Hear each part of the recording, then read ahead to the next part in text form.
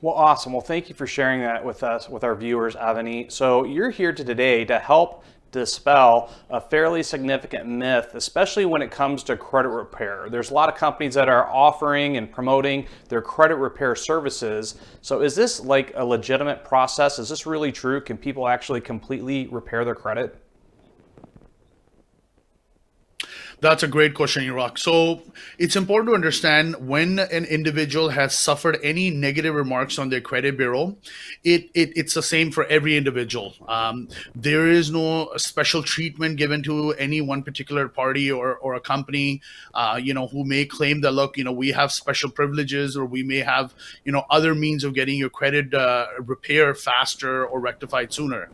So if an individual has an account that is delinquent, that has been reported to the credit bureau as missed payments for 30 days, 60 days, 90 days, it does stay on their individual's credit bureau for 6 years. And that is often from the last reported date by the creditor. So if a creditor reaches out to you, and they try to contact you, or they report it to the credit bureau as a fresh, delinquent account, it gets renewed for another 6 years.